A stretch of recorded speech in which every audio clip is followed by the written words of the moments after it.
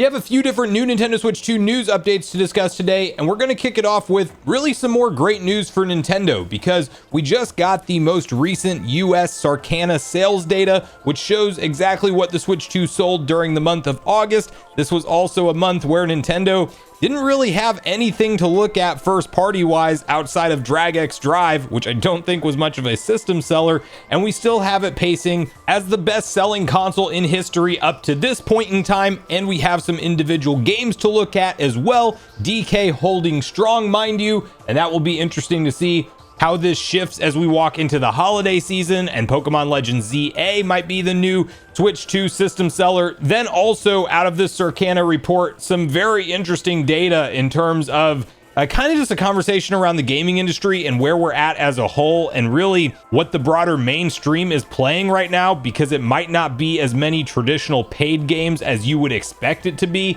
Then we have an update for Clair Obscur Expedition 33, and while this is not yet confirmed to be headed to Switch 2 or anything like that, it's my personal game of the year for 2025, and I actually want to talk about a big sales milestone it just announced it surpassed and revisit that rumor about it potentially coming to Nintendo Switch 2. We have some cool comparison footage to look at for Yooka Replaylee compared to the PS5 version, and even some Switch 1 versus 2 graphical differences, which really make you realize we have ourselves a generational leap in terms of graphics processing power here. And finally, we have a interesting rumor that suggests that Donkey Kong could be next in terms of a Nintendo IP headed to the big screen, meaning, yeah, there's rumors about Donkey Kong getting his own movie. So we'll break down all these details right after a quick word from today's video sponsor. If you need more screen space without being locked down to your desk, the Arzopa Z3 FC is a 16.1-inch portable monitor built for work and play. It's razor thin at just 9.3 millimeters, and it slips into any bag without effort. Despite being light, it packs some serious power. A 2.5K display with HDR and 107% sRGB, so everything looks crisp and color accurate, whether you're editing, streaming, or gaming. And if smooth gameplay is a priority for you, it has up to 180 Hz refresh rate, keeping every frame sharp, perfect for fast-paced shooters, racers, or just scrolling through your setup. It connects instantly with your laptop, MacBook, PS5, Switch, Switch 2, or even your phone. Just plug in via USB-C or HDMI and you're ready to go with no extra setup and no hassle. Whether you're traveling, working remotely, or setting up your console, this monitor makes any space your workstation or battle station. So please help support the brands that support me and click the link in the pinned comment and description down below to check out the Arzopa Z3 FC portable monitor today. Big thank you to Arzopa for sponsoring today's video. And we are going to first kick this off right over at Nintendo Everything, where you can see the following article, which outlines Nintendo Switch 2 sales hit 2.4 million in the US, ahead of Switch 1 and PS4. The August 2025 gaming sales report is in from the US, and as part of that, we're hearing Nintendo Switch 2 sales have hit 2.4 million. Nintendo's new console is now 5% ahead of the previous record-setting pace of PlayStation 4. Sony's system sold 2.2 million units during the 3 months ending January 2014. Also, Nintendo Switch 2 unit sales are trending 77% ahead of time-aligned sales of Switch 1. It was previously 75% after 2 months.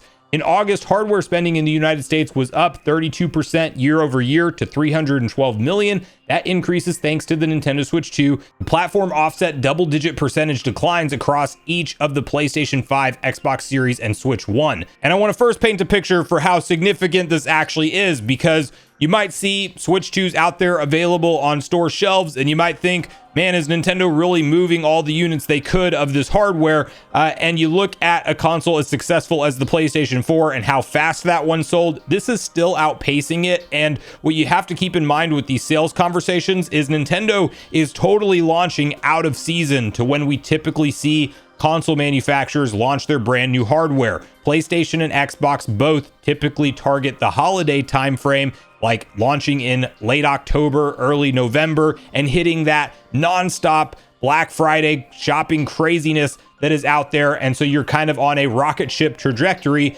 from launching in the holiday season to begin with. Nintendo launched in June, the middle of the summer, and you're comparing it to PlayStation 4 sales of 3 months being November through January, whereas Nintendo will actually expect to make the grand mass majority of their 15 million forecasted units during the holiday season, which has yet to be looked at in terms of What will they accomplish over the first holiday season with Nintendo Switch 2 on the store shelves, in addition to having bundle pack-in game options like Pokemon Legends ZA, which is clearly a massive household name. Pokemon is literally the world's biggest franchise in terms of revenue, and you're getting a brand new title with the Switch 2 edition packed in with the console. I think that's really going to shift a lot of units over the holiday season, number one, for Switch 2 as a whole. And then we're going to get into year two with what kind of software Nintendo really has to carry momentum forward for the hardware, because they did not do the copy, paste, repeat Mario and Zelda for launch year of this hardware, and we're still seeing it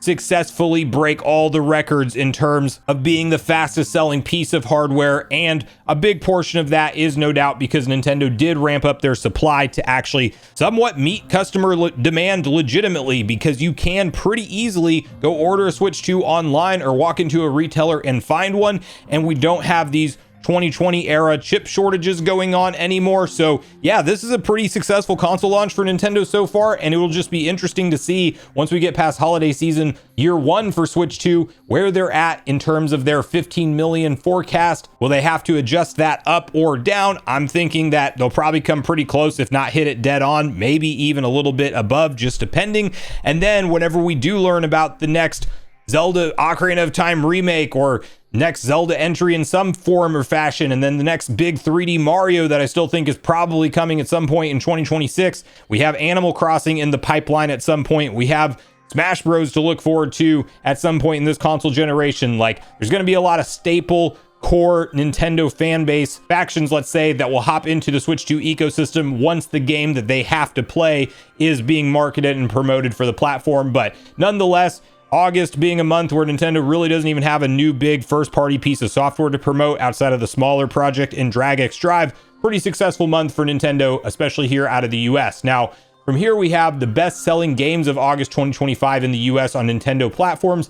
Madden NFL 26 starts out strong. It's coming in at number 2, which does say something and actually worth talking about in terms of third-party releases here. But similar to last month, Donkey Kong Bonanza is number 1. But one game worth highlighting is Madden NFL 26, which is right behind. Story of Seasons Grand Bazaar is third, and another new release. And you can see the list on screen here for yourself. We do have Super Mario Party Jamboree coming in at 4, Hogwarts Legacy coming in at 5, Kirby and the Forgotten Land at 6, Mario Kart 8 still trucking along there somehow at number 7, Minecraft at number 8, and then you have both Tears of the Kingdom and Breath of the Wild at 9 and 10 respectively. The Donkey Kong Bonanza, good solid momentum for it. This is the big 3D single player platforming experience that you can go hop into from a first party Nintendo perspective as part of the Switch 2. And while we don't know the total sales numbers of it or anything like that so far, it seems like it's doing pretty good. It seems like it's getting enough interest out there from fans who pick up the Switch 2. And it is the one that, out of this one and Mario Kart World, I think you have to own Mario Kart World at some point, and it's a ton of fun to play with friends and family. But let me tell you, I thoroughly enjoyed every minute of my Donkey Kong Bonanza experience. And if you want that in-depth, quality single-player experience from a first-party Nintendo perspective, this is a great one to pick up. And it's good to see it doing as good as it is in the sales charts.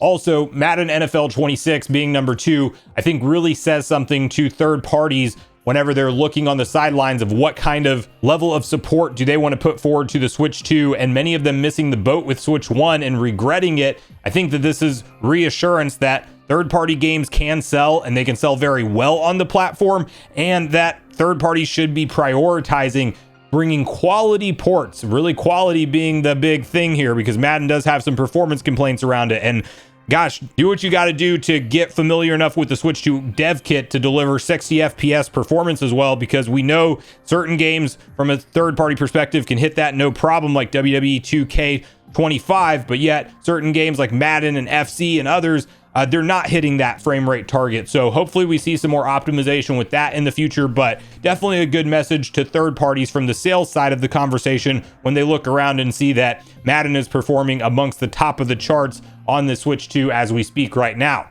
Okay, moving on next from there, we have this article, very interesting, over at VGC, where it says more than 60% of US game players only buy 2 games or fewer per year, survey finds. Only 4% buy more than 1 game a month, Circana's data says. And then you have your market research company Circana's senior director, Matt Piscatella, shared data from its Q3 2025 Future of the Video Game survey, specifically its data on purchasing frequency among players in the US. According to the data, 18% of players in the US buy a new video game about once every 6 months, while 12% buy one about once a year. The survey also found that 33% of players buy a new game less often than once per year, meaning a combined 63% of players buy 2 games or fewer every year. On the other end of the scale, 22% of the players buy a new game around once every 3 months, with 10% saying they buy one roughly every month. Just 4% said they buy more than one game a month. Commenting on the finding, Piscatella suggested that 14% of players who buy one game or more per month are mainly responsible for the continued trajectory of full-price games. Hyper-enthusiast, price-insensitive players are really keeping things going, especially in the non-free-to-play gaming space, he noted. And you can see the chart in question there with the breakdowns of the actual numbers we were just discussing. But I do want to highlight a couple quotes from Piscatella here because it's kind of interesting. So before replying, knowing that even seeing this post likely puts you in that hyper-enthusiast bucket, the actions of you and your immediate court likely do not match those of the general gaming audience, he explained. In a separate post related to his point on hyper-enthusiast, price-insensitive players, Piscatella suggested the reason game prices are rising and deluxe editions are becoming more commonplace is because that 14% of players are less likely to worry about the cost of games, meaning most pricing is focused on them. Been talking about this trend for years when it comes to game spending, he wrote. Why are there premium gamepads, $149 collector's editions, pro consoles, and general risen prices? Because the price-insensitive, affluent players are the ones doing more of the spending as everyone else shifts to more free-to-play. And I think that's a very interesting point to hammer home there, because if you're watching a daily Nintendo news channel like mine, you're probably also in the more enthusiast level gaming space as opposed to the general mass consumers, which seem to be picking up less traditional paid games like what we tend to value, the $60, $70 one-time purchase experiences that you get a great 50, 60, 70 hours plus of enjoyment out of, and you might purchase one of those per month, you might purchase one every other month, but the masses are really gravitating towards these free-to-play experiences, the Fortnites of the world, the more games of a service types out there that you basically have one free-to-play game. It continues to get updated and has new support packs and skins, and you kind of just dedicate yourself to a game and you play that for the majority of the year outside of one or two big purchases that get you to go outside of that game.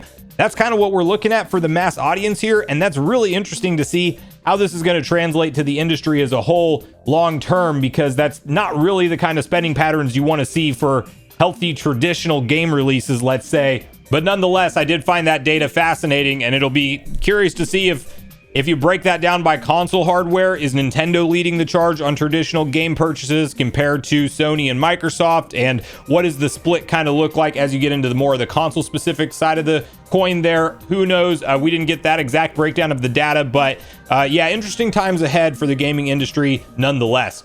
Okay, I want to move through a few stories pretty quickly here, but Clair Obscur Expedition 33 is getting a big update with a new environment, bosses, and more. Updated details were shared after Expedition 33 cleared 5 million sales. So while this game is not yet confirmed to be headed to Switch 2 or anything like that, there is a lot of interview snippets we've seen from Sandfall Interactive and them talking about all the different opportunities that are coming their way post the success of this game that I don't even think they were prepared for, the kind of numbers that this did, and they're clearly celebrating 5 million copies sold out of such a small team of 30 to 35 people. Legitimately insane to see. Probably the two Game of the Year front runners this year. I think it's going to come down to Clair Obscur Expedition 33 and Hollow Knight Silksong. Think about under 40 people developing those games total, one of them being sold for 20 MSRP, the other one being sold for 50, and these are our Game of the Year contenders more than likely. So kind of crazy. And when I look back at my time with Clair Obscur Expedition 33 and you see kind of interview snippets about it potentially coming to Switch 2 because they have all these opportunities presented to them now since the game has done so well. I think it will happen for Switch 2. It's a question of when, not if. But two, they're literally just doing a free thank you update with a new environment you can go traverse, a new boss you can go take on, and just some new or multiple boss battles actually, and then some new in-game content that they're not charging for whatsoever, just kind of focused around the late game according to the post that they shared. Even new costumes that they're going to be able to roll out, and they're putting the game in multiple different languages that it wasn't supported in before. So a really cool forward momentum to see around Clair Obscur Expedition 33 from Sandfall Interactive, and I just hope that we see kind of the official Switch 2 curtain revealed on it sooner rather than later, but nothing's confirmed yet, so we'll have to wait and see on it. Okay, next up here, I want to take a look at a couple different screenshots that you can actually see on screen here, directly comparing the Switch 1 version and the Switch 2 version of Yooka Replaylee, which is out now, and I still need to get around to picking this up and deep diving it, but I will tell you guys that when you just look at the Switch 1 to Switch 2 comparison on the texture and the detail and the level of what you're looking at, I mean, it is definitely nice to see that we are playing in the modern generation space now, as opposed to what we were looking at up to this point in time with Switch 1 ports of modern day games. So that was kind of reassuring just to see the actual difference in level of detail between the Switch 1 and Switch 2 version. Now, there is a big issue with how this game runs on Switch 2. It's not game breaking or anything like that, but it definitely runs at 30 FPS as opposed to 60 that it does on the other consoles. And there's actually been some talk from the developers suggesting that that is largely due to the amount of time that they've had with the dev kit, and that they will be aiming to patch the game for 60 FPS later on. That's not confirmed yet, but it does seem to be some of the talk that I've seen online around it. And then outside of the frame rate, if you do just a console comparison in terms of the overall visual quality, shout outs to Game Explain that uploaded this video, and I'll have the original linked in the description down below. But you can see a nice little cross comparison between the two. And yeah, level of detail, textures, the world, the quality, everything seems to be one-to-one accurate with the PlayStation 5 versions. Maybe some very slightly different, lighting effects and things like that. Very minimal if it's different at all, but you can kind of see maybe the draw distance is slightly less on the Switch 2. I mean, it's very hard to tell the difference. Quality in terms of textures is absolutely there. What you can notice as you're running around, you do notice more frames at 30 FPS on Switch 2 as opposed to 60. This video will be in 30, so you really won't be able to notice that too much yourself. Go click the link in the description to watch the original to kind of see some more in-depth comparison and everything like that. But happy to say that it's looking good. The texture quality is looking good, and the game is looking like a much better version of the original Yooka-Laylee. So if this is one you enjoyed back in the day and you want to revisit it, or you want to hop into it for the first time, kind of a spiritual successor to Banjo-Kazooie, probably the good time to do that. Okay, I want to last close it out here with the following article that you can see that may suggest we're getting a Donkey Kong movie soon. Rumor, Nintendo and Universal teaming up for a Donkey Kong movie. And you have here, Nintendo is going full steam ahead with the expansion of their intellectual properties. The Super Mario Bros. Movie really blew the doors off Nintendo's efforts outside of gaming, as that success has paved the way for the future of the cinematic exploits. We know that the Super Mario Galaxy movie is coming, a live-action Legend of Zelda movie is in the works, and now it appears DK will be getting on the silver screen action as well.